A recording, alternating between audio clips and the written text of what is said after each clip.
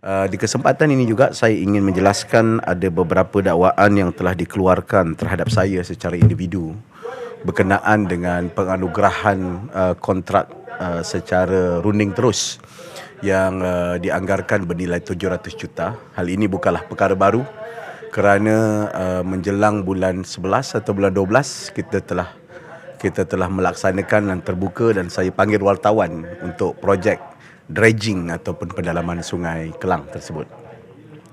Kalau ingin saya memaklumkan bagaimana tertubuhnya landasan lumayan dan berjaya, kita kena susuri perkembangan dia sejak tahun 2008. Kerana projek ini adalah berkaitan dengan tahun 2008 apabila imajinasi dan ilham Allahyarham Tan Sri Khalid untuk menjadikan Sungai Kelang sebagai pusat pembangunan, dan di situ juga ia telah menarik banyak taripan dan juga syarikat-syarikat yang ingin membina. Hanya tahun 2018 kerajaan negeri telah mengarahkan landasan lumayan.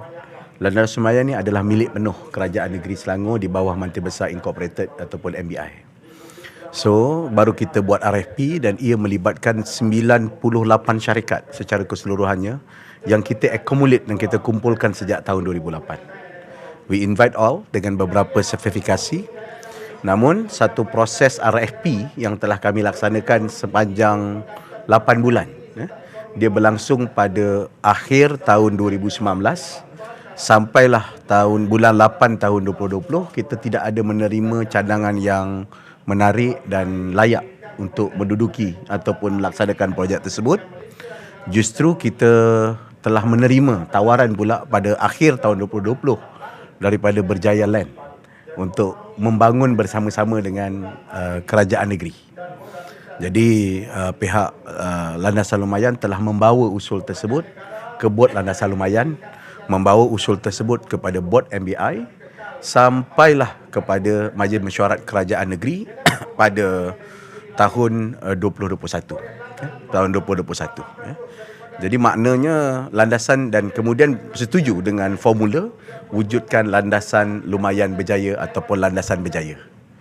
Jadi kalau di situ sendiri telah jelas bahawa proses tender telah dibuat daripada awal sampailah tahun 2021. So yang nak buat tu saya rasa dia kurang periksa ataupun tak mahir ataupun memang sahaja cari pasal lah.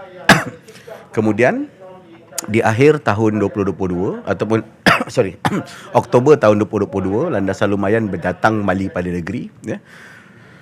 Penggabungan itu melibatkan 45% milik MBI, 55% milik Berjaya Land. Prosesnya saya sebut tadi dan mereka akan membiayai sepenuhnya. Fungsi kerajaan negeri dan MBI ialah menyediakan tanah untuk development dan kita kenal pasti 500 ekar lebih kurang tanah untuk development di kawasan tersebut.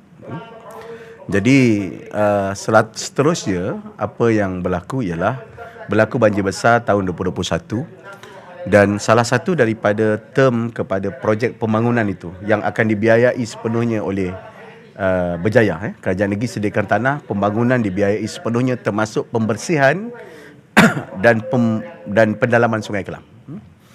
Jadi kita dapati bahawa kawasan titik-titik tertentu menyebabkan banjir di beberapa lokaliti yang agak acute ataupun agak parah, melibatkan Taman Seri Muda, melibatkan Kampung Bukit Lancung, melibatkan Kampung Tengah dan juga Kampung Lombong.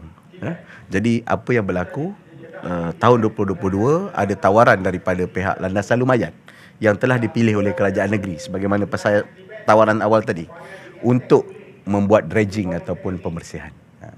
Jadi maknanya kita memang berikan tugas mereka yang telah ada dan kosnya adalah melibatkan 700 juta di mana di peringkat awal kita anggarkan keseluruhan kos tu adalah 200 juta terutamanya di titik-titik penting yang saya sebut tadi sebelum keseluruhannya kita dapat bersihkan sebanyak 700 juta dengan kaedah macam mana? Dengan kaedah mereka tidak perlu membayar premium tanah yang perlu dibayar lebih kurang 117 juta dan juga pinjaman yang terbeban kepada pihak Landasan Lumayan Berjaya untuk bayar kepada kerajaan negeri kerana telah membuat pembersihan dan mengumpulkan sampah yang berjumlah bertantan yang ada di sana. Jadi kehadiran saya dengan Wabi Izham dalam syarikat tersebut bukan atas data personal. Kalau ikut maklumat tu macam saya terlibat dan juga personal syarikat saya, tidak. Ia adalah mewakili kerajaan negeri untuk memastikan kepentingan kerajaan negeri dapat dijamin dan dengan selesa dapat. Jadi saya ucap tahniah lah kepada Perikatan Nasional yang menghantar peluru kapur untuk menyerang kerajaan negeri. Boleh cuba lagi di masa depan.